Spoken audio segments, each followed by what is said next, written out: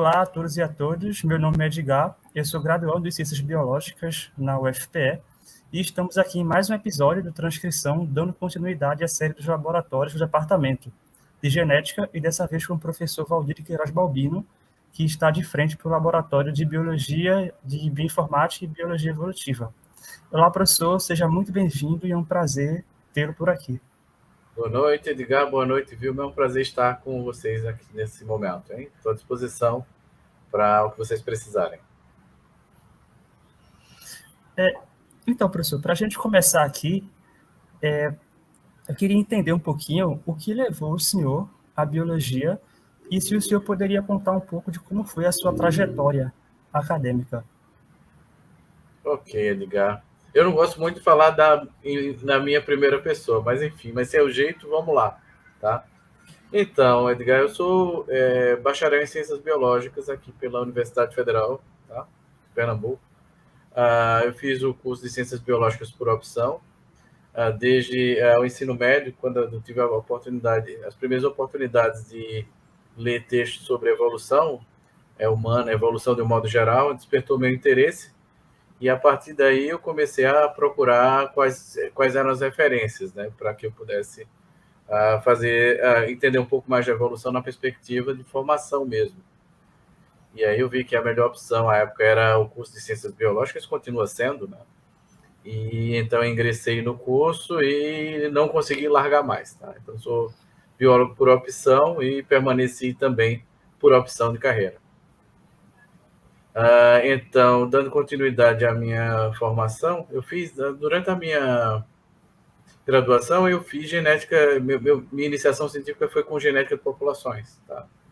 Genética de populações de gafanhoto, à época, um pequeno gafanhoto chamado Fluella punctata. E esse carinha, esse pequeno inseto, acho que ele ainda é muito atraente, né, para estudos genéticos populacionais. E eu tive a oportunidade de aprender a identificar e tentar, e comecei a aprender também a formular perguntas, né, do ponto de vista da perspectiva genética populacional e também na perspectiva evolutiva. E foi o meu carro abre-alas, tá? No mestrado, eu fiz mestrado em genética aqui no programa de pós-graduação em genética, que hoje se chama Programa de Pós-Graduação em Genética e Biologia Molecular, aqui do Departamento de Genética da Universidade. E o tema da minha dissertação foi também com genética de populações de gafanhoto. Então, eu acho que eu tentei aproveitar do melhor modo as experiências com os gafanhotos. No doutorado, eu mudei um pouco a abordagem, tá? Eu continuei fazendo genética de populações, mas aí eu mudei a classe de marcadores, que eu saí dos marcadores mais convencionais à época, que eram os marcadores isosímicos, e passei para uma abordagem com o uso de marcadores moleculares, mas ainda no âmbito da genética de populações. Mas aí no doutorado, por uma questão de oportunidade, desculpa, eu mudei o modelo de organismo também. Eu passei a estudar um díptero flebotomínio, hematófago, e que a espécie do Dysomia longipalpis, ela veicula o agente etiológico da Leishmania infantum. E aí isso mudou um pouco o direcionamento da minha carreira, mas eu mudei o modelo, mas não mudei o foco. O meu interesse continuava sendo em genética de populações, mas acrescido agora do interesse na área que à época era emergente, né, no final dos anos 90, início da década de 2000, da área de bioinformática, tá? E que ela converge muito bem para aquilo que a gente faz na genética de populações. Acho que, grosso modo, é isso. Se tiver alguma coisa mais específica que vocês queiram perguntar. Aí, professor, dentro desse contexto, se o senhor puder também explicar para a gente como foi o início do laboratório, se ele já existia, se foi o senhor que criou, e também como foi esse primeiro momento inicial, os primeiros trabalhos que o laboratório começou a desenvolver. Ok, Edgar. Então, eu fui admitido na universidade em 2006, tá? Em algum momento, em outubro de 2006. E, por afinidade de tema, eu vim para o laboratório, que à época se chamava Laboratório de Genética Molecular Humana, que era então chefiado, liderado pelo professor Luiz Maurício da Silva. Tá? e foi o meu formador inicial, ele foi meu orientador de iniciação científica e co-orientador de mestrado. Minha orientadora de mestrado era a professora Rosilda dos Santos Silva, que era a esposa do professor Luiz Maurício. E então, por convergência de temática, né, então eu vim me hospedar aqui no Laboratório de Genética Molecular Humana.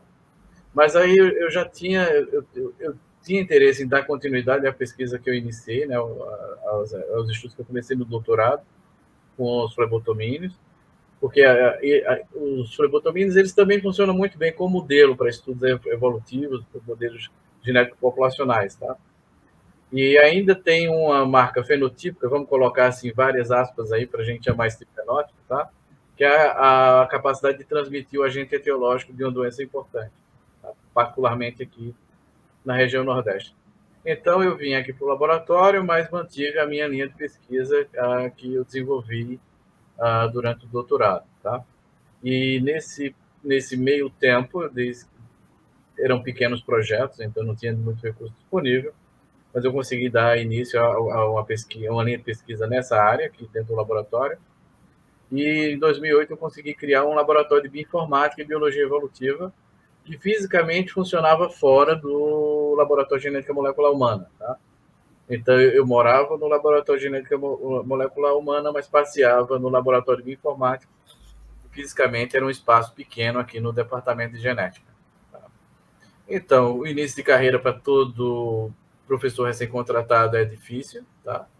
Então, infelizmente, a gente não conta com um enxoval, né, muito portentoso que é das universidades. Isso não é só uma realidade aqui na Universidade Federal de Pernambuco, e nem era uma realidade daquela época, continua sendo assim, é bem difícil início de carreira, tá?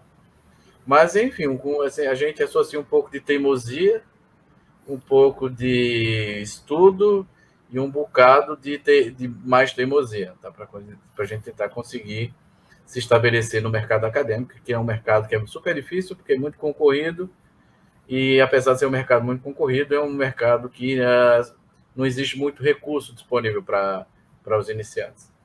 E aí eu tentei do melhor modo conseguir conciliar as duas áreas que eu gostava então, que eu continuo fazendo até hoje, da genética de populações, e isso aí hoje depende do modelo, tá? Qualquer coisa que alguém tiver interessado em abordar do ponto de vista genético populacional, eu topo, tá? Enfim, que os marcadores são os mesmos, os métodos são os mesmos, os modelos matemáticos são os mesmos, e aí se tem alguém que tem interesse num organismo específico, então dá para a gente fazer uma acomodação de foco, tá? E bioinformática, obviamente. Né? Então, hoje a gente, felizmente, a gente consegue fazer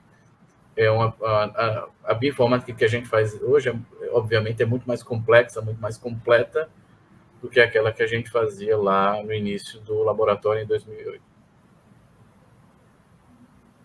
Professor, então, atualmente o senhor vai ser o chefe do laboratório do LAB, né? Que é o acrônimo para o Laboratório de Bioinformática e Biologia Evolutiva. E o senhor poderia falar para a gente agora quais são as principais linhas de pesquisa? Então, em 2014, o Laboratório de Bioinformática e Biologia Evolutiva absorveu, né, uma das atividades extensionistas da universidade, que vem a ser aquela vinculada à realização de exames de DNA, que é um nome popular para os exames de determinação de vínculo genético. Tá? A migração era natural que acontecesse, né, uma vez que o cerne da genética forense, nessa perspectiva civil principalmente, ela é muito vinculada à genética de populações. Então, às vezes os peritos criminais eles não gostam muito quando eu defino a genética forense como sendo uma aplicação elegante da genética de populações, tá? Mas, grosso modo, assim, os modelos que se empregam, as perguntas condutoras, elas são advindas da genética de populações. Tá? Então, não foi estressante, digamos assim.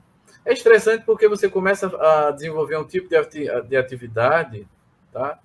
Onde o rigor técnico ele tem que ser muito maior do que a capacidade que um laboratório convencionalmente dispõe. Tá? Eu falo em termos de logística, tá?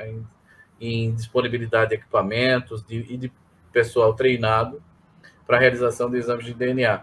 Porque, como é uma atividade, passa a ser uma atividade fim do laboratório, que você vai ter que produzir laudos técnicos, né? Então, ter o cuidado com a procedência da informação, ele tem que ser muito mais minucioso. Não que você não faça na pesquisa básica também. Não estou afirmando isso, tá?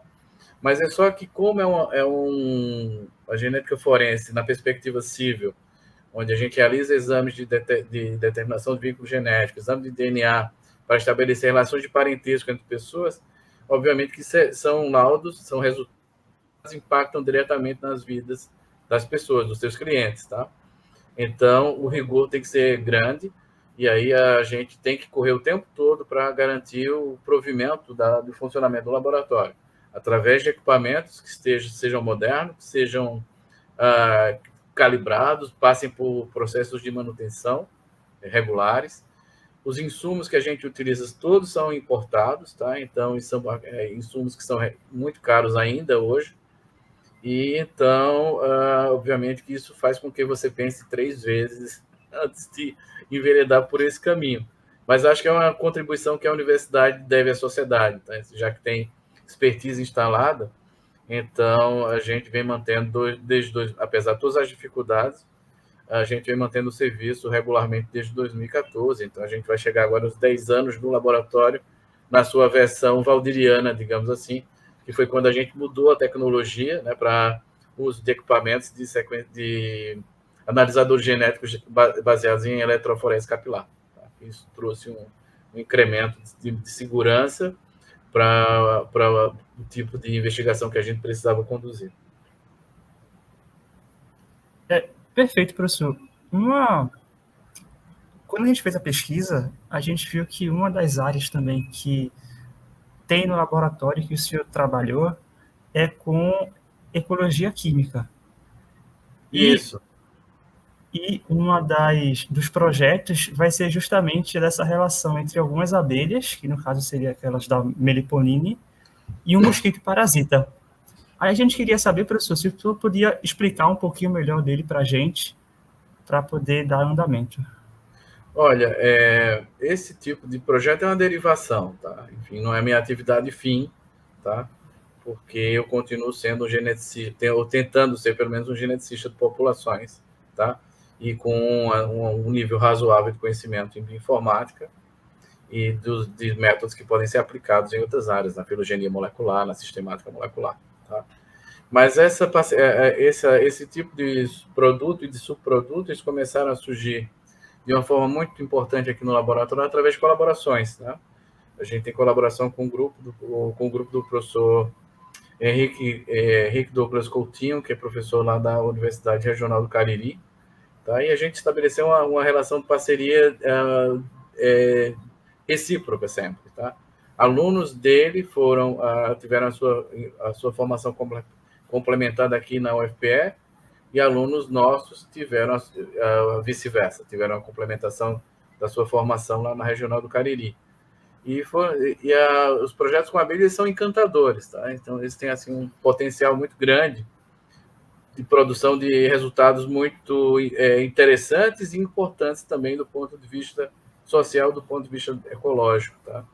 A gente tinha curiosidade, por exemplo, em avaliar em que condições a própolis vermelha, né, que é um tipo de própolis que é caracteristicamente produzido pelas abelhas, as abelhas Apis mellifera, né, que é essa abelha de ferrão que a gente chama, que é uma abelha que foi introduzida aqui no Brasil, e eles são capazes de produzir uma própolis vermelha, tá, que é diferenciada dos outros tipos de própolis, de própolis verde, própolis amarela.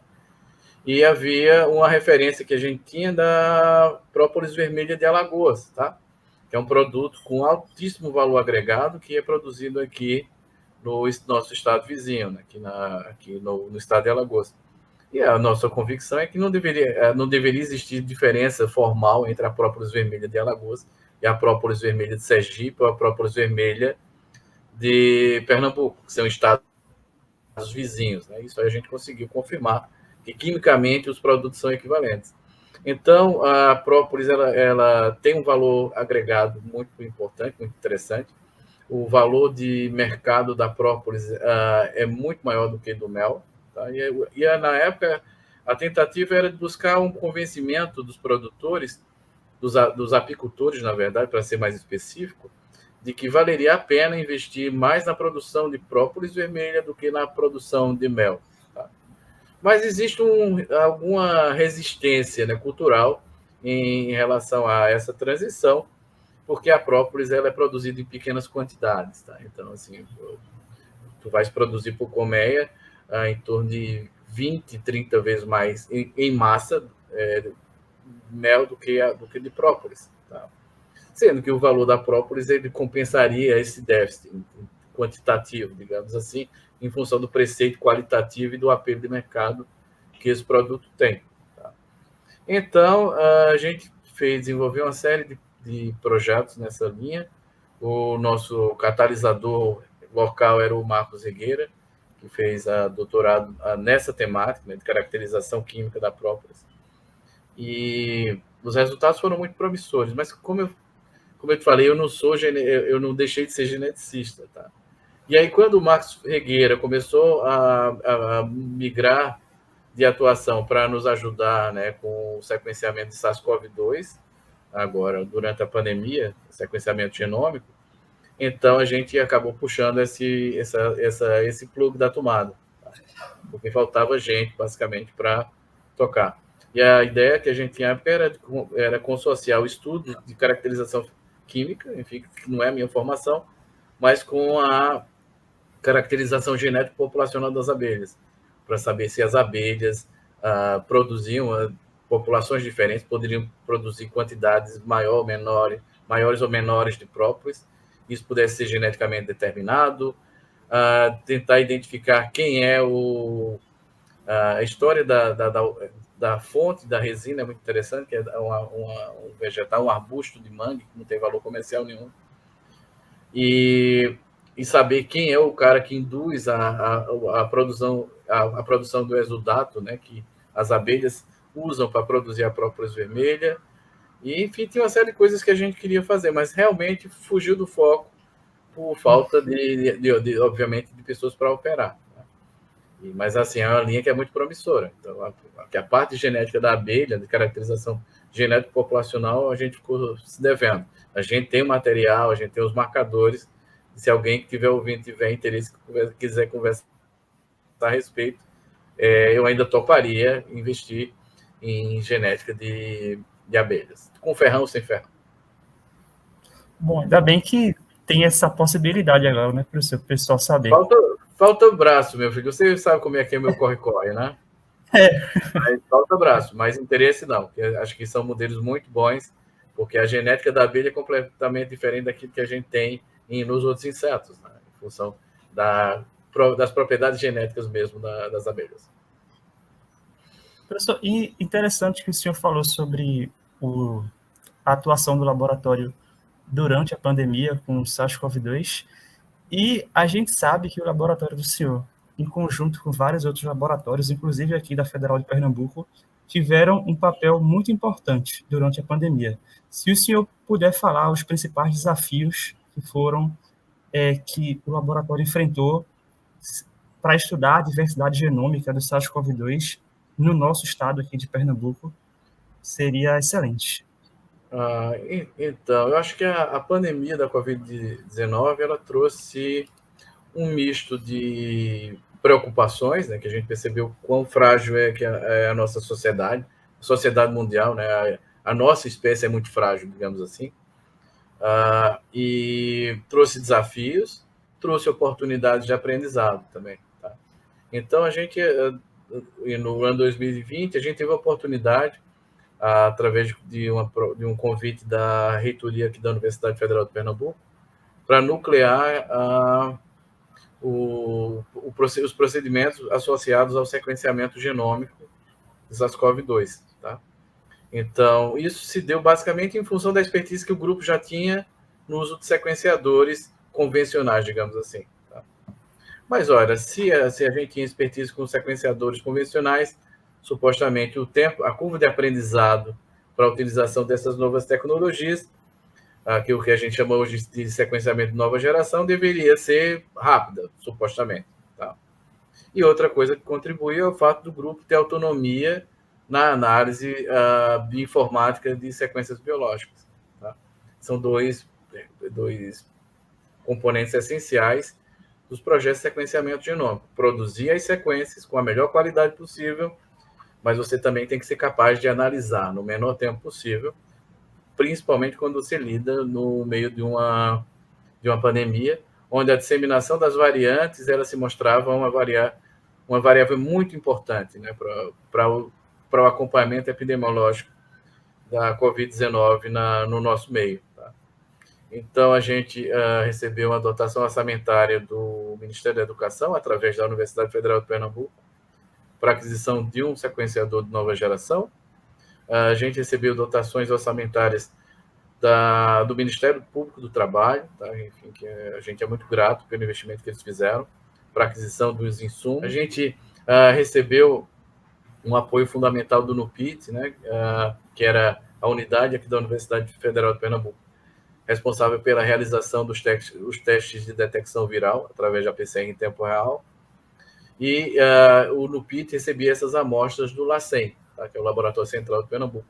Então, você percebe que, numa fala muito curta, você percebe quanta coisa precisa acontecer, quanta gente precisa se envolver para que uma determinada ação seja tomada. Né? Então, é por isso que eu sempre tento falar da melhor forma possível, para deixar claro que isso não foi uma atividade do laboratório. Tá? Foi uma atividade da instituição Universidade Federal de Pernambuco. A gente montou um grupo muito heterogêneo, formado por médicos, biomédicos, biólogos, informatas, bioinformatas, para tentar fazer com que a contribuição da universidade fosse muito efetiva. Tá? Então, a gente não tinha recurso, né, porque recursos muito abundantes para manter a vigilância genômica, porque o Ministério da Saúde dispunha das suas próprias soluções. Né? A Fundação Oswaldo Cruz, por exemplo, era o CERN aqui para o Brasil, digamos assim, do modo geral, para a manutenção da vigilância genômica. O Instituto Butantan, em São Paulo, nucleava, né, um trabalho formidável de sequenciamento também, e, obviamente, que não cabia muito às universidades esse papel de atuarem muito ativamente na vigilância genômica, principalmente porque a pandemia durou muito mais do que se esperava inicialmente. Tá? Então, o aporte de recursos ele acabou sendo concentrado em unidades vinculadas mais ao Ministério da Saúde do que ao Ministério da Educação. Mas foi uma época importante, assim, dentro do histórico do laboratório, porque nos permitiu dar um passo a mais na complexidade daquilo que a gente faz. A gente, obviamente, já analisava dados de sequenciamento de nova geração, mas sempre a partir de fontes de terceiros. Tá? E a partir de 2020, a gente passou a dispor de uma estrutura que nos permitia gerar nossas próprias sequências. Perfeito, professor. E o senhor pode falar para a gente como a compreensão da diversidade genômica do vírus pode impactar em estratégias de saúde pública para lidar com futuras pandemias? É uma pergunta que é bem a gente poderia conversar o dia inteiro sobre ela, tá? Mas eu vou tentar ser o mais preciso possível, o mais agudo possível, em prol dos ouvidos das pessoas que vão ouvir esse vídeo. Bom, então a gente teve durante a pandemia da Covid-19, a gente teve a possibilidade de acompanhar em tempo real a evolução de um organismo, de um organismo-like, né? Então, não vou nem entrar no mérito de discutir se vírus é organismo ou deixa de ser organismo. Tá? Mas eu acho que foi a primeira vez em que foi possível um acompanhamento tão massivo, tão próximo de um agente etiológico de uma doença importante. Né? E de como foi rápido o processo de disseminação. Isso é o que se espera durante a pandemia. Né? Os vírus são altamente transmissíveis. Isso é inerente aos vírus, principalmente aqueles que estão associados a surtos epidêmicos, que eles sejam muito facilmente transmissíveis, mas o nível da diversificação dos vírus, que os coronavírus, de um modo geral, eles são tidos como lentos, né? Como de evolução lenta quando comparado com outros genomas virais, tá? Mas o que a gente percebeu é que quando você usa uma lupa muito poderosa, ou seja, quando você sequencia milhões de genomas, foi o que aconteceu no mundo inteiro. Hoje houve um esforço de sequenciamento nunca visto antes na história da humanidade. E isso era necessário, esse investimento de tempo e de recursos era necessário para a gente tentar aprender um pouco, tá? E, obviamente, que aprender em tempo real é difícil, tá? Então, mas acho que a pandemia nos premiou com a possibilidade de, hoje, a gente fazer análise retroativa, tá? Retrospectiva, retroativa, para que você tente entender como é que foi a dinâmica do surgimento das novas variáveis, das novas variantes, para saber se a gente não exagerou na dose, por exemplo, de reconhecer que bastava uma mutação num sítio específico que mudava a configuração tridimensional de uma molécula qualquer lá do vírus, se isso era suficiente para que você atribuísse o status de uma nova variante, ou se, por outro lado, se a gente foi muito mais conservador, tá? Que o número de variáveis que passam da ordem de milhares, que foram reconhecidas até agora, se esse número não deveria ser maior, porque se a gente fizesse uma comparação com outros estudos, com outros vírus, com outros patógenos, talvez a gente chegasse à conclusão que a comunidade científica foi conservadora. Tá? Então, os dados que foram produzidos nos laboratórios de todo o mundo, em relação à diversidade genômica do SARS-CoV-2, ela vai, obviamente, ela vai ter um papel pedagógico muito importante. Tá? Que talvez a gente tenha aprendido, eu espero que a gente tenha aprendido, o quanto que é importante a vigilância. Tá? Para você tentar identificar a natureza de um patógeno, o potencial de disseminação de um patógeno antes que ele se dissemine de verdade. Os chineses tentaram fazer isso lá quando os casos começaram a aparecer, mas a dinâmica da espécie humana ela é muito agressiva em termos de disseminação. Né? Então, as pessoas hoje entram no avião e, em questão de horas, você está em outro continente, você está em outro país, em outra bandeira, com outras restrições sanitárias, que de repente são menores do que aquelas de onde você veio. E, obviamente, isso facilitou a proliferação do vírus. Tá? E a receita e a lição que fica é que é importante a gente fazer vigilância. Tá? Então, a expertise que foi criada, né, para fazer sequenciamento de genoma viral, ela vem sendo utilizada para agora sequenciar em larga escala o vírus dengue, né, e deve servir como referência para o surgimento, para o monitoramento de qualquer tipo viral que venha a surgir, né, que se disseminar em larga escala. E talvez hoje a gente conseguisse, dada a quantidade de pesquisadores que adquiriram expertise nessa temática, né? Você veja, eu estou muito longe de ser um virologista e tive que aprender a lidar, pelo menos com um nível básico de informação. E quando eu digo eu e minha equipe, tá? Foi muita gente que trabalhou aqui no laboratório e fora dele também analisando os dados que a gente gerava para tentar entender o que é que estava acontecendo. E, obviamente, que isso era um papel que deveria ser prioritariamente ter sido desenvolvido por virologistas, só que a gente não dispõe dos virologistas no mercado, tá? Aqui na universidade particularmente. Então, a gente tem que começar a pensar basicamente no que é prioritário quando você pensa em abrir um concurso, né? O que é que o cara vai fazer, o que é que ele pode fazer de efetivo, não só para aumentar a produção científica da universidade, que não é isso que está em discussão, mas melhorar a capacidade de resposta da universidade. E essa aqui como exemplo de todas as outras, tá? De profissionais que sejam capazes de, dado o seu perfil de formação, atuarem de forma mais proativa no monitoramento de doenças importantes, que sejam causadas por fungos, bactérias, vírus, qualquer forma de vírus.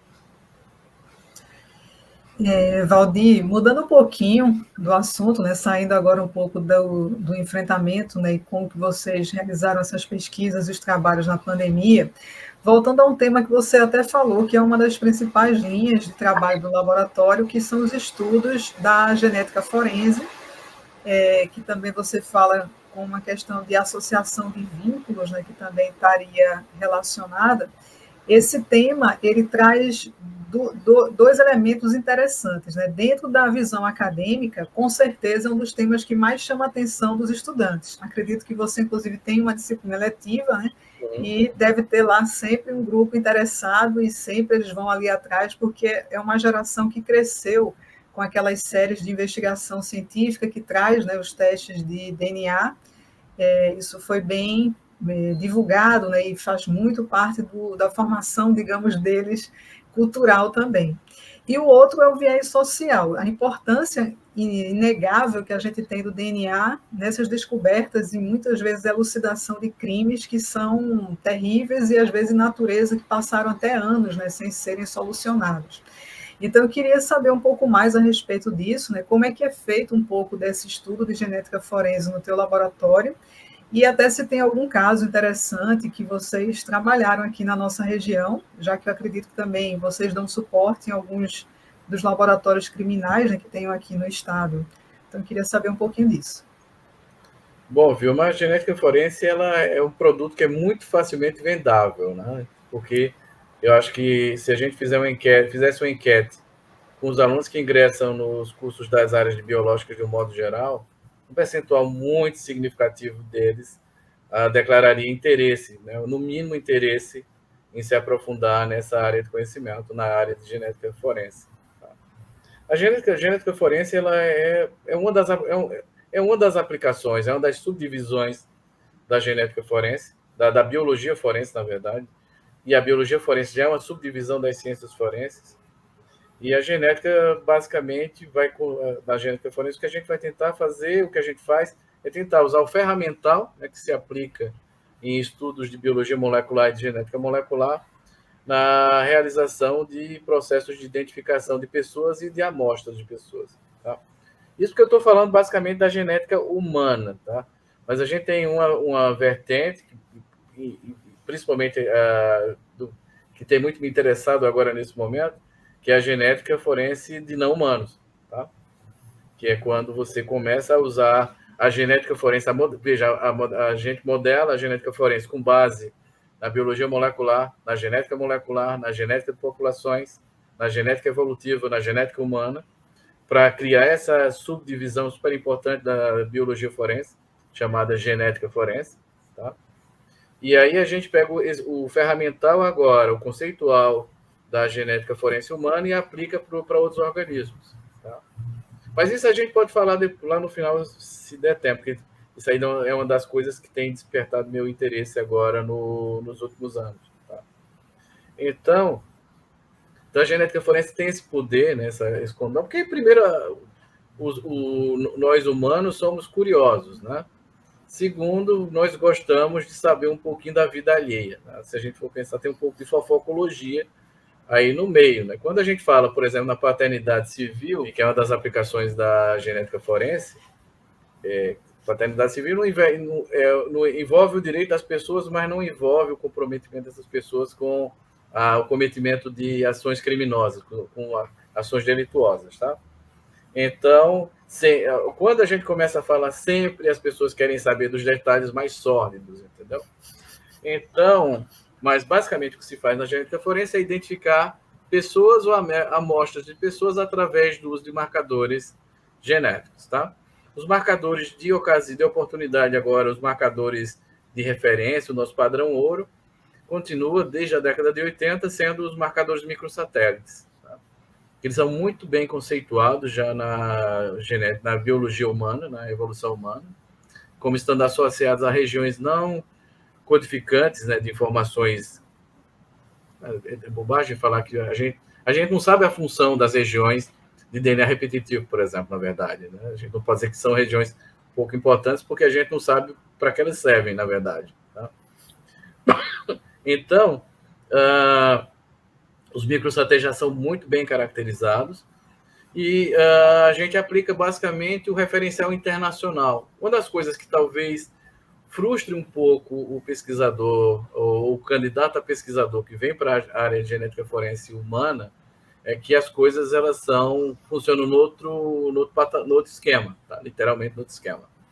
Você não tem muita liberdade criativa. Por quê? Porque a tua informação ela tem que ser reconhecida pelas referências, né? Pelos teus pares, tem que ser reconhecida pelo sistema judicial, de um modo geral. Você não pode criar um marcador que só você conhece, só você sabe interpretar, sabe?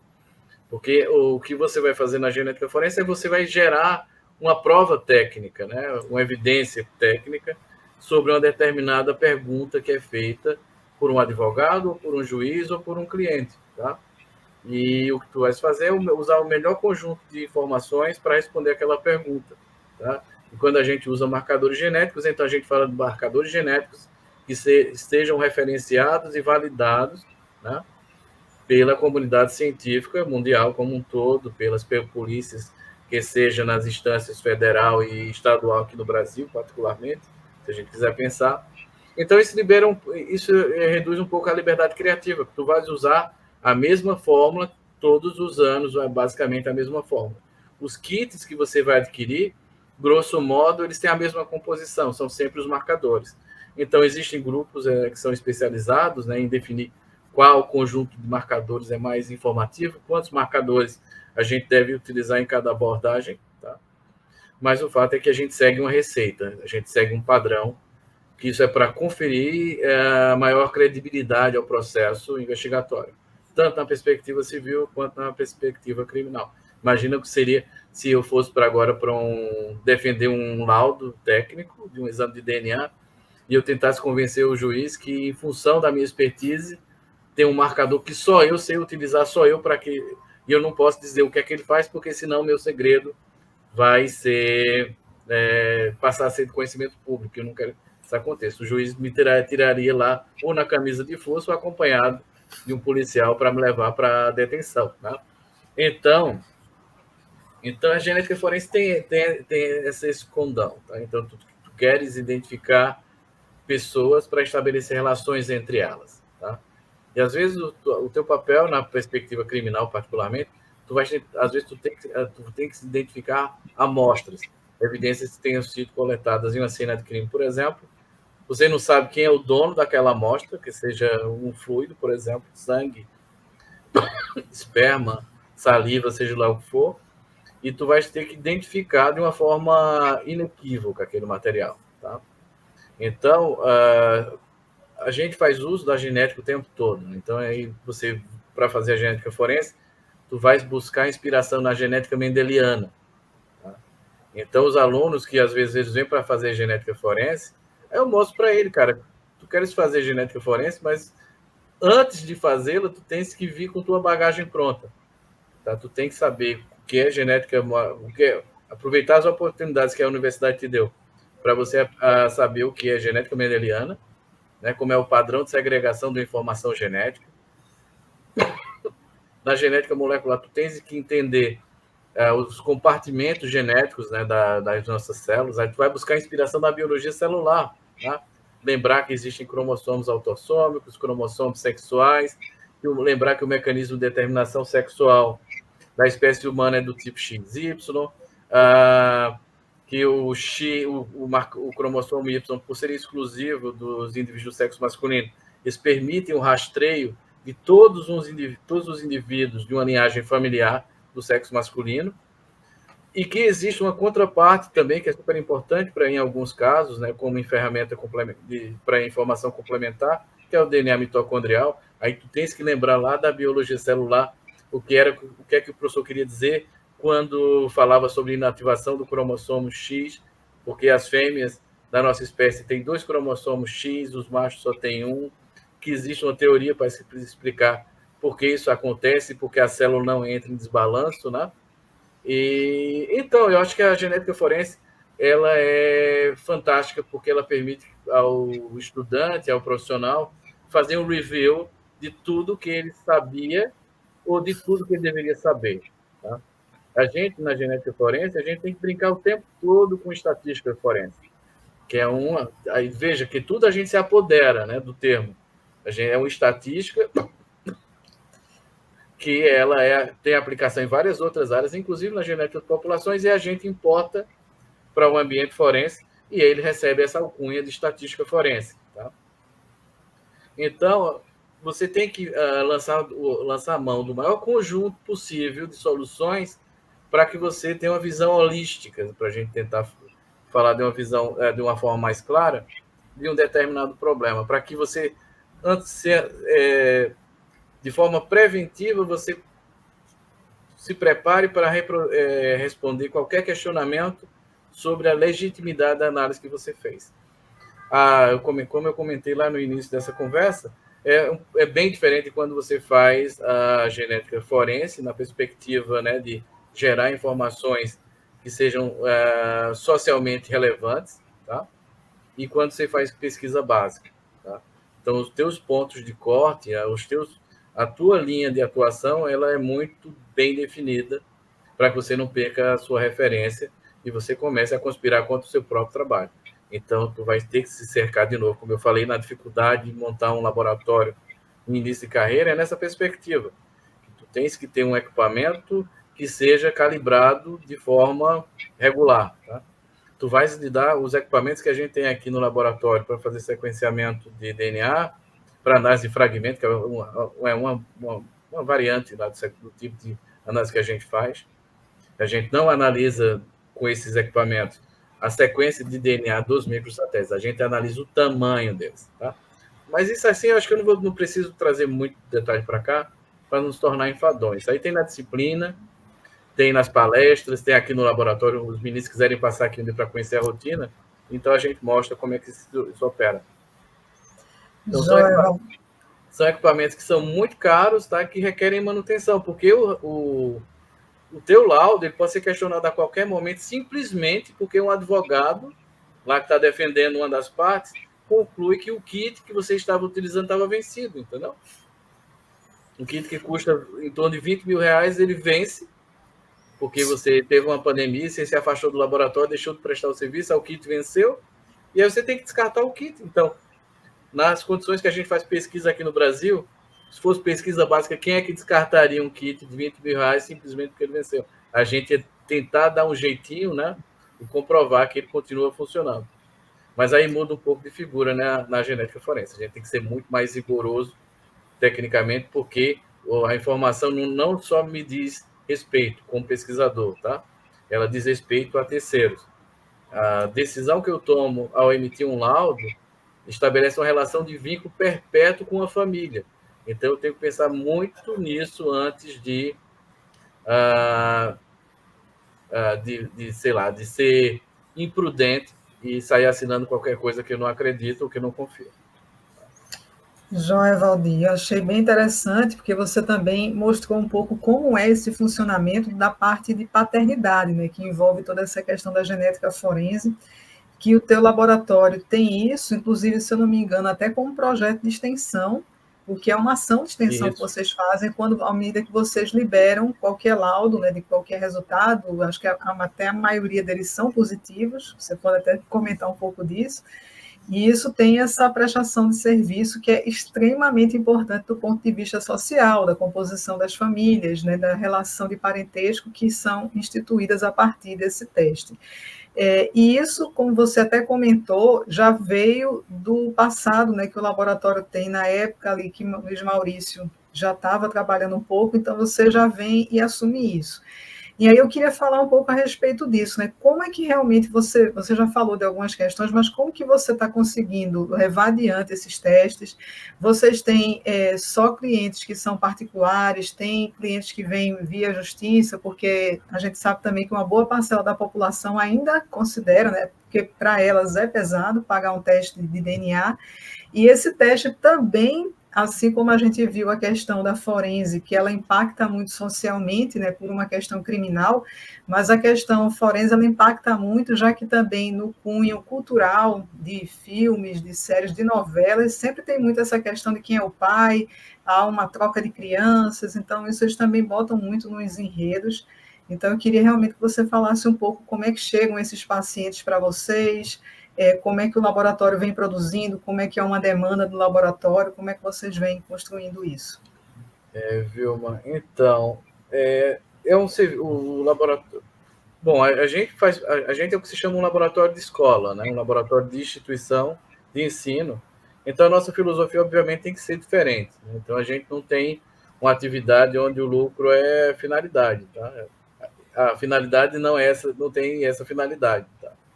Então, mas a gente, infelizmente, a gente não consegue garantir que o exame seja gratuito para todo mundo, tá? Porque os insumos que a gente usa são muito caros e, de novo, a gente não tem como fazer improviso, tá? Não tem como você dar um jeitinho para fazer o exame, porque a qualidade do teu laudo tem que ter a mesma qualidade de um laboratório privado, tá? De um grande laboratório de qualquer parte do mundo, tem que ter a mesma qualidade, tá?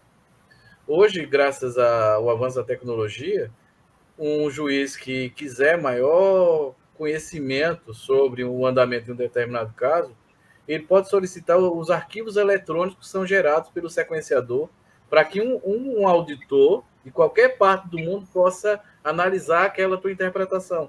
Tá? Então, isso é muito sério. Tá? Então, assim, é sério, mas nos dá garantia legal também, porque a gente sabe que é bom trabalhar assim, quando a gente sabe que o que você faz precisa de ser gabaritado, sabe? Precisa ter qualidade. Porque a qualquer momento alguém pode questionar o teu resultado e para que você durma bem, você converse bem com o seu travesseiro a cada noite, é bom que você faça o melhor para acertar 101% das vezes. A gente não trabalha na área de genética forense com margem de erro. Vou acertar, em cada 100 laudos eu quero acertar 95, que é o que a gente adota na estatística, né? Se tiver acerto acima de 95%, digamos que está muito bom, né, para qualquer experimento, mas a genética forense a gente tem que acertar 101% das vezes. Então, e aí, em função dessa natureza, a gente não tem como usar produto de segunda, por exemplo, né? Reagente de segunda, insumos de um modo geral, descartáveis, os plásticos, não tem como isso ser de segunda qualidade, tem que ser o melhor de novo, porque você está fazendo coisas que você assina hoje e o teu vínculo com aquele laudo ele é perpétuo. Tá? Você vai se aposentar, você vai falecer, e a universidade, que é quem paga o meu salário, né, a quem eu sou vinculado, continua sendo responsável pelos laudos que eu assinar durante o exercício da minha profissão. Tá? Então, a gente tem o que a gente chama de demanda privada, tá? A gente pratica um valor, grosso modo, é compatível com o mercado privado, talvez um pouco mais caro, tá? Em função disso. E a gente tem uma demanda que é assim, a gente concede desconto para os casos que são emanados a partir do Tribunal de Justiça de Pernambuco. A gente não tem um convênio com o Tribunal de Justiça, mas a gente tem uma relação direta, né? Porque quando o juiz quer um exame que ele não quer se preocupar com a qualidade do exame, ele indica esse laboratório como referência. Então, a gente, e envolve pessoas que não têm condições de fazer o pagamento integral, a gente concede desconto. Quando o caso a gente recebe encaminhamentos dos conselhos tutelares aqui da região metropolitana, do modo geral, a gente também dá desconto. E se a pessoa chega aqui e a gente constata que realmente a pessoa é pobre na forma da lei, a gente realiza o exame gratuitamente. Tá? Porque o meu sonho de consumo é que a gente conseguisse entrar num equilíbrio, né, com as outras atividades do laboratório, para que a gente pudesse oferecer gratuidade do exame para todo mundo, independente da condição, porque era isso que seria de se esperar de uma universidade pública como a nossa. Mas, infelizmente, a gente tem contingenciamento de recursos e a gente não tem essa condição técnica ainda, nem essa condição financeira. Tá?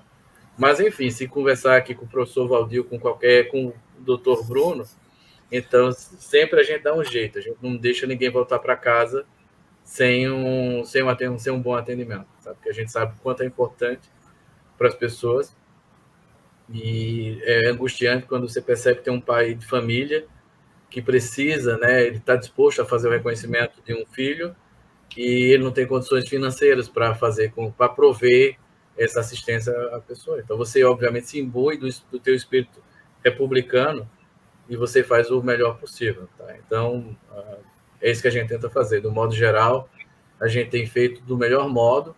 Eu espero que a gente consiga fazer mais. A gente está tentando migrar para exames mais complexos, né? Para diagnóstico de câncer, diagnóstico de câncer hereditário, e a gente quer também chegar nesse nirvana de fazer exames cada vez mais complexos de forma gratuita.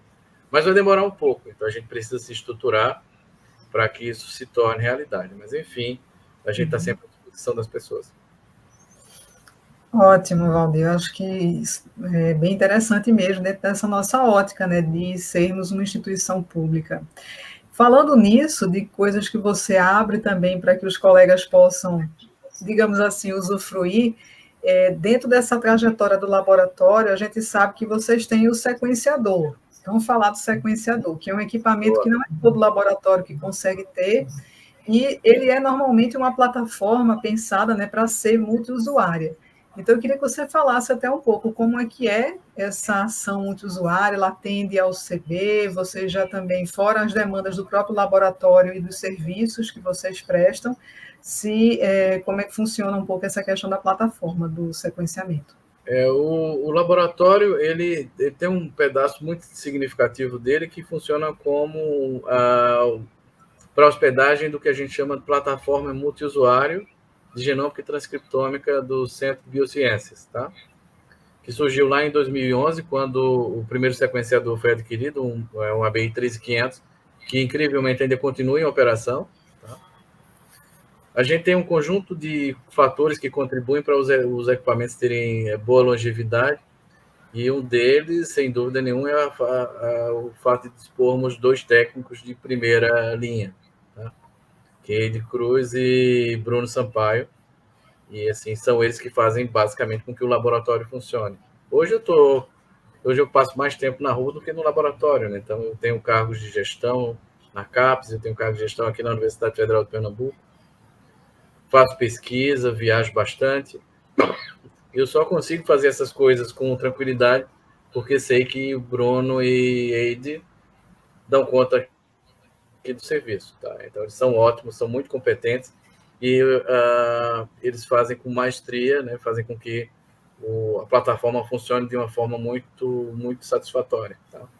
Então a gente hoje dispõe de 3 sequenciadores, tá? E o laboratório hoje, essa plataforma multiusuária é um LAMP, né? Que é um laboratório multiusuário de pesquisa, né? Que é uma unidade reconhecida pela gestão central da Universidade Federal de Pernambuco, que tem uma doutrina específica para o funcionamento dos laboratórios multiusuários, e a principal condição é que o laboratório seja de fato multiusuário, seja aberto para prestação de serviços à comunidade, tanto interna ao UFPE quanto externa. Tá? Então, isso, felizmente, a gente consegue fazer muito bem. A gente hoje dispõe de 3 sequenciadores, são 2 sequenciadores de eletroforese capilar, um deles é bem recente, foi adquirido agora em 2022, e me deu um pouco mais de sossego, porque você pensa, vou montar um serviço, né, para prestar um serviço importante à comunidade, vamos usar os exames de DNA como exemplo, tá? E, obviamente, que as pessoas, quando vêm para o laboratório, a gente tem um convênio, esqueci de dizer, a gente tem um convênio com o Ministério Público também, que aí sim o Ministério Público garante a gratuidade do exame através de um convênio que a gente mantém com o Ministério Público do Estado de Pernambuco. Tá? Então, imagina, você estabelece um serviço desse e tem um equipamento só. E a gente sabe como é o serviço público, né? Quando o equipamento quebra, mesmo que você tenha tudo azeitado, tenha tudo funcionando, você não vai contar com recurso para fazer o reparo naquela máquina em menos de 90 dias. E em menos de 90 dias, o teu cliente já perdeu a paciência, o advogado dele, se ele tiver um advogado, já perdeu a paciência, e se tiver um juiz envolvido, aí você está numa situação preocupante, digamos assim. Tá?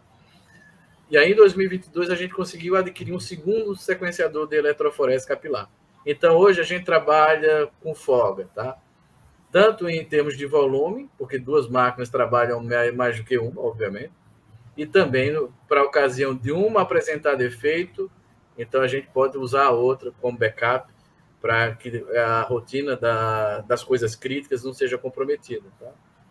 Mas hoje, o que aqui no laboratório que a gente mais faz é sequenciamento de nucleotídeos. Tá? Então, a rotina é muito maior para sequenciamento de nucleotídeos, para a comunidade aqui do CB, do CCS, da Universidade Federal de Pernambuco, mas também das outras instituições de ensino aqui do estado de Pernambuco, de outros estados também.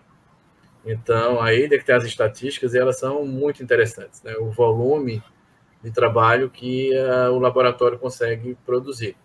Mas a gente funciona definitivamente como plataforma multiusuário. Tá? A gente não tem, a gente impõe algumas restrições sobre o acesso aos equipamentos, sobre o uso os equipamentos, que são equipamentos que são muito caros, são muito... Você tem ideia, a gente tem, em valores atuais, a gente tem mais de 2,5 milhões de equipamentos aqui no laboratório. Tá? E aí são laboratórios que são muito importantes porque eles são caros e são importantes pela função que eles desempenham, porque mais pessoas dependem do uso dele. Então, para que a gente autorize alguém a fazer o uso do equipamento, a gente exige que a pessoa receba um treinamento da própria empresa que produz e distribui o sequenciador, para que a gente tenha a convicção que aquela pessoa sabe o que está fazendo, tá? Que ela se compromete, em função do que ela aprendeu, a garantir a boa funcionalidade do sequenciador. Mas, pronto, Vilma, pode falar? Ô Valdir, e aí tem uma outra questão que eu acho que está sempre acoplada a todos esses estudos, que é a bioinformática. Todos os dados têm que ser trabalhados, têm que ser analisados, têm que ser produzidos pensando no conteúdo total que vocês têm. Como é que funciona no teu grupo? Você tem um grupo específico de bioinformatas ou os estudantes que trabalham com você, eles passam pelas diferentes etapas do processo e cada um também entra na bioinformática? Então, isso é uma coisa que eu queria saber de você.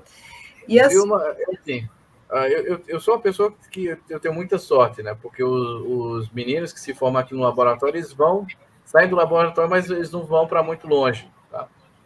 Então, felizmente, eu posso contar assim, com Sérgio Paiva, por exemplo. Né? Sérgio Paiva foi meu aluno de doutorado e hoje é meu principal parceiro na área de bioinformática. Enfim, a gente faz bioinformática, desenvolve softwares de avaliação institucional, então a gente desenvolve uma série de funções juntas. E Sérgio não é nem professor da Universidade Federal de Pernambuco, ele é professor da Universidade Rural. Tá? Mas ele acredita na causa labiana, digamos assim, e ele nos fornece um suporte que é de primeira monta.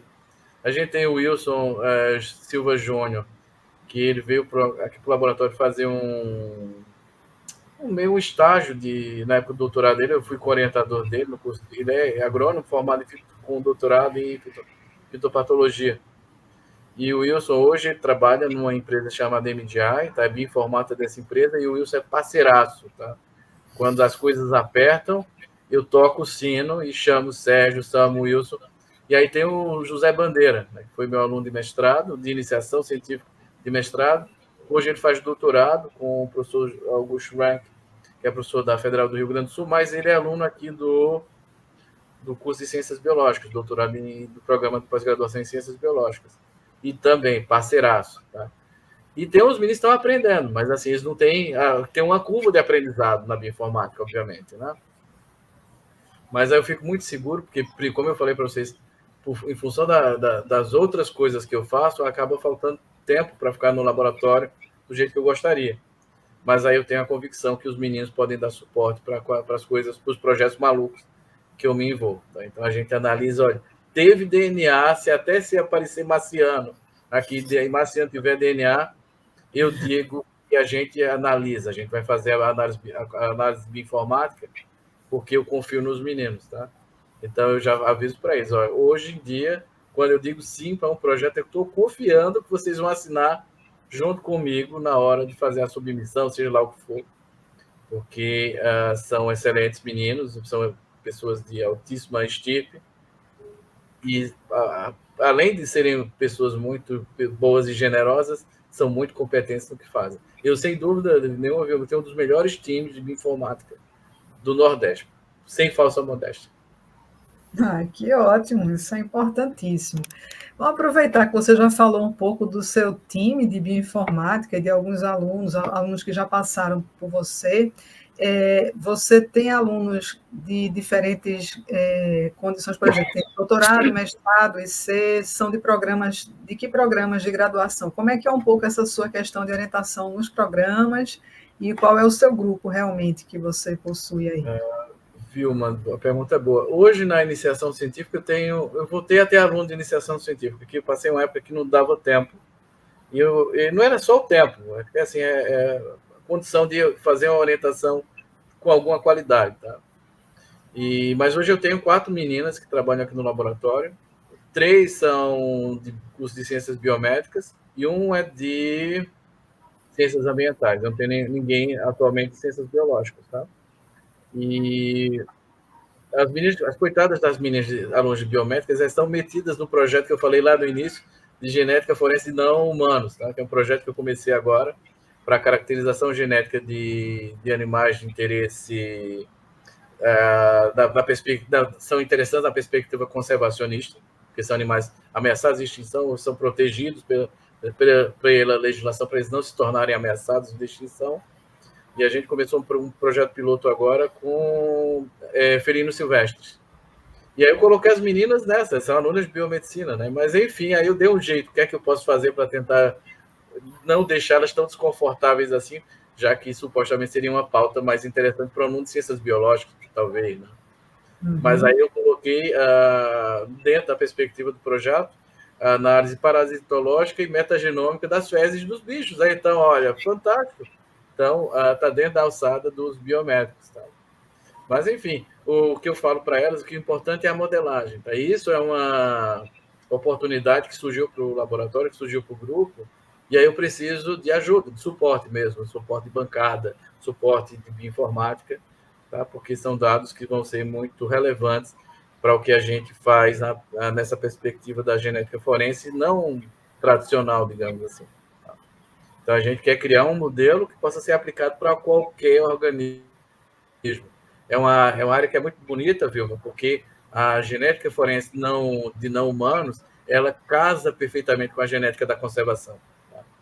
E aí, a genética de população está entre elas, sendo madrinha das duas. Então, nada pode ser melhor que isso.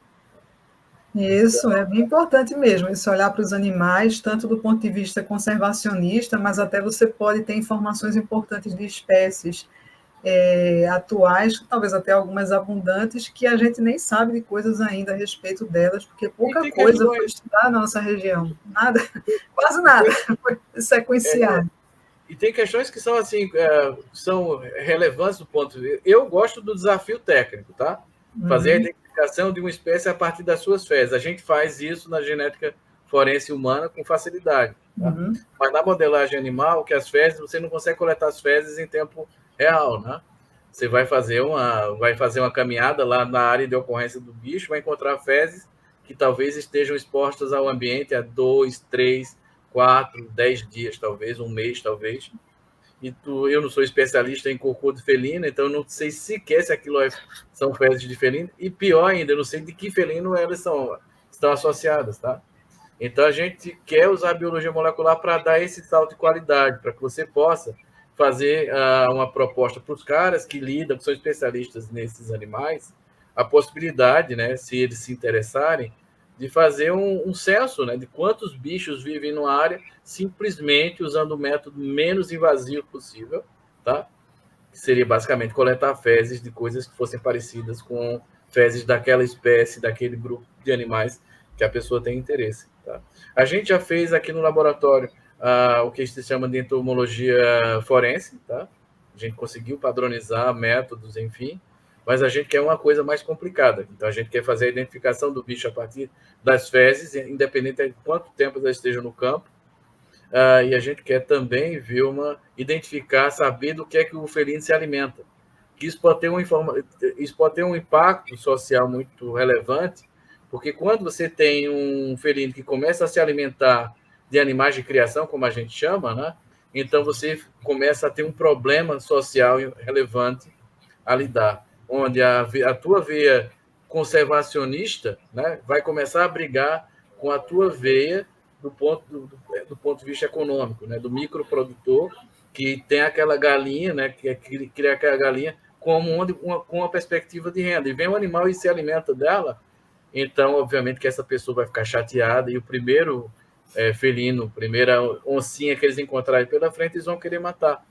E a gente também quer definir, a partir das fezes, qual a origem daquela fonte alimentar, tá? Para a gente ter certeza que o bichinho está numa área protegida, está numa área conservada, e ele não está se aproximando das residências para causar danos aos produtores. E se eles começarem a fazer isso, pelo menos a gente possa fazer a notificação aos órgãos competentes para que comecem a praticar atitudes, né, de de reposição, né, que é o que se faz nos países do primeiro mundo. A gente tem exemplos agora na Alemanha, com a reintrodução do lobo europeu, né, na Alemanha, depois de 100 anos, e os lobos são muitíssimo protegidos pela legislação alemã.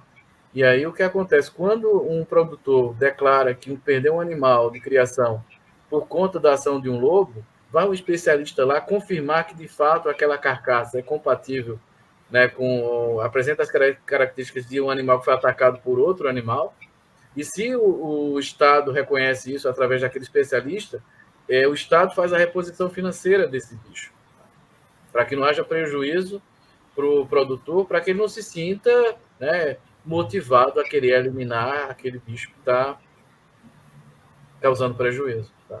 Então, assim, é bem divertido. A gente quer começar a fazer com o felino, que isso tem algo a ver com a minha origem. Eu sou natural de Santa Cruz de Capibaribe, tem um projeto lá dos meninos lá do interior da minha cidade. Eles têm uma página muito interessante no Instagram chamada Bichos da Caatinga. Se vocês puderem dar uma olhada, vocês vão ver que o trabalho que eles fazem é formidável e é um trabalho informal, não tem grandes especialistas envolvidos, tá? E aí, então, isso foi uma forma que eu encontrei, de algum modo, de fazer alguma coisa associada ao trabalho desses meninos, que é um trabalho de conservação muito importante e não é formal e não é vinculado às grandes instituições de ensino do Estado. Então, por isso que eu resolvi começar com eles. Perfeito, Valdir. E aí, aproveitando esse gancho que você falou de instituições de ensino, você está atualmente com um projeto de extensão indo para as escolas, não é isso? Eu queria saber um pouco a respeito desse projeto. Vilma, tu és craquíssima em extensão, e aí você sabe melhor do que eu o desafio que é levar a genética para as escolas, tá? Porque, infelizmente, os meninos eles não têm acesso às informações, né, no nível que a gente gostaria que eles tivessem, né? Então, isso é um desafio, tá? Eu tô voltando assim para esse é o segundo projeto com o qual eu tenho 3 projetos que eu estou muito animado. Um é um projeto da Rede Mari, né, que é uma rede que é um consórcio que é coordenado pela Universidade Federal do Rio Grande do Sul e que envolve estudos de genômica ambiental em áreas de mangue e de restinga. O nome do projeto é Rede Mari, se vocês tiverem curiosidade de ver lá no Instagram também, tem um perfil lá dedicado a esse projeto. É um projeto fabuloso que envolve a Universidade do Rio Grande do Sul, Pernambuco, Alagoas e Paraíba. Tá? Então, é genômica de altíssimo nível, bioinformática de altíssimo nível, e a gente quer ter uma veia extensionista importante, né? Levar esse conhecimento para as escolas. Tá? Então, esse é um projeto que eu estou bem animado. O segundo é o dos felinos, tá? Porque assim, é motivador, porque é desafiador, que você vai trabalhar com amostras que são complicadas, que você tem que parar para olhar os protocolos para saber como vai conseguir DNA na melhor qualidade possível. E o terceiro projeto é esse extensionista, tá? Porque está permitindo que eu tenha contato com o ensino médio, de início com o ensino médio. Eu ainda não usei de entrar no ensino fundamental, tá? Mas é desafiador, Vilma. E uma coisa que eu tenho em mente é que a gente precisa fazer alguma coisa como academia para reverter essa ideia preconcebida que as pessoas têm, que é fácil fraudar um exame de DNA, né? Já que isso parece que é pauta de toda novela. Eu não assisto novela, mas alguém sempre comenta que na novela fulano de tal apareceu alguém mostrando que era possível fraudar um exame de DNA, enfim. Então, isso é um desserviço muito grande, tá? Porque eu acho que deveria, quando você faz uma provocação a uma entidade séria, né, a laboratórios grandes e laboratórios importantes, você deveria ter uma nota de rodapé, dizendo que aquilo é liberdade poética, que as coisas não são daquele jeito, entendeu? E aí eu acho que é importante que a gente, como academia, a gente faça um contraponto a essa ideia de que é possível fraudar um exame de DNA. O exame de DNA ele só vai ser fraudado se alguém quiser prejudicar o laboratório. Mas do ponto de vista técnico, do ponto de vista de realização, não vale a pena você pensar em falsificar o exame de DNA, porque o teu perfil genético ele não muda, tá? Se você fizer o exame aqui, fizer no Ceará, fizer no Piauí, fizer no Rio Grande do Sul, fizer no Rio Grande do Norte, o perfil genético tem que ser o mesmo. Não é como o exame de glicose que você faz hoje, dá 98, amanhã dá 115. fez um laboratório de referência, dá 190, no outro dá 160. Não é assim que funciona. O exame de DNA ele é constitutivo, né? Então ele é perene. Isso é uma das propriedades que a genética nos permite reconhecer, né, Vilma? Na genética mendeliana, isso é fundamental para a gente poder fazer toda a modelagem, né? Sim, sim. Ao longo da vida ele não vai mudar. Então, as características nos perfis. É desafiador, Vilma. Levar isso para a escola, sabe, para que você consiga não ser o medíocre de achar que só você sabe, que só você entende, e que as pessoas é que têm que curvar a tua competência e falar a tua linguagem. Não. Nós, como professores universitários, como detentores dessa oportunidade que nos foi concedida pelo Estado brasileiro, né? E temos uma formação de qualidade, então a gente deve isso à sociedade, levar a nossa informação, levar o nosso melhor, mas numa linguagem que qualquer pessoa entenda. Tá? Eu tive um encontro na sexta-feira passada na escola São Francisco, aqui em Biribeira, porque uma ex-aluna minha é professora lá de lá, Cláudia Tenório, ela é professora lá da escola, tá? E ela me chamou para conversar com as mães, sabe? E eu fiquei pensando, o que é que eu levo? Eu levo um slide, né, uma apresentação mais acadêmica, eu levo uma mais satírica, né, assim, mais engraçadinha. Aí eu cheguei à conclusão, não vou levar nada.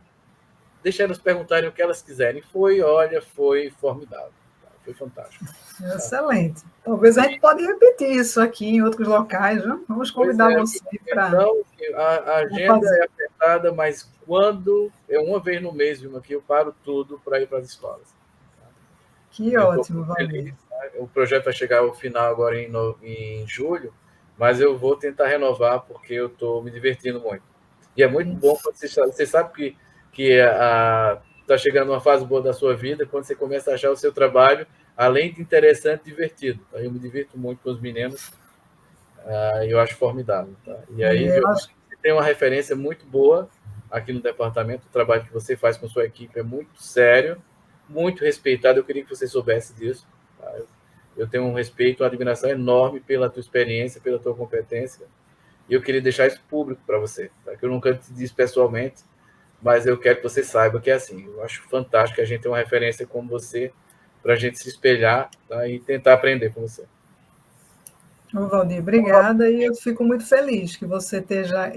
é isso também que eu sinto quando eu entrei nos projetos de extensão, que quando a gente tem um contato externo com as pessoas, de alguma maneira a gente consegue tocar ali, isso tem um potencial que outras áreas talvez não nos dá, mas é fantástico isso. Valdir, a gente está chegando aqui na parte final dessa nossa conversa, então eu queria ainda falar o seguinte, queria que você comentasse um pouco sobre parcerias, né? Acredito que o teu laboratório deve ter tido muitas, ainda tem, então assim, rapidamente, se você puder falar algumas, né? Porque eu particularmente conheço, vi muita gente que você trouxe aqui para a Federal, que foi fantástico, né? Traz essas pessoas que representam grupos que só fazem complementar, e deixar um espaço final, se você quer divulgar alguma coisa do seu laboratório, alguma informação, então, para você aí ter o seu espaço também. Bom, Vilma, parceria, a gente não trabalha sem elas, tá? E ninguém principalmente quando se trabalha numa universidade pequena, né? A universidade nossa é pequena, se você depende com quem você vai comparar com a USP, a nossa universidade ela é pequena ainda, em termos de capacidade de realização, né, de investimento, enfim, obviamente se compara. Mas, Vilma, a gente não pode usar as dificuldades como desculpa para deixar de fazer as coisas, tá? Então, eu tentei, da melhor forma durante a minha carreira, praticar o preceito de qualidade, tá? E aquela qualidade que, quando você não a detém, você vai buscar inspiração fora, tá? Seja num grupo consolidado, essa parceria que a gente tem com o pessoal lá da Federal do Rio Grande do Sul, envolve, sem dúvida, dos pesquisadores mais importantes do país na área de microbiologia, tá? Então, é uma parceria que você vai lá aprender muito, tá? E é um grupo que é capitaneado pelo professor Augusto Rank, pela professora Marilene, que é a esposa dele, e líder de grupo lá na URGS também.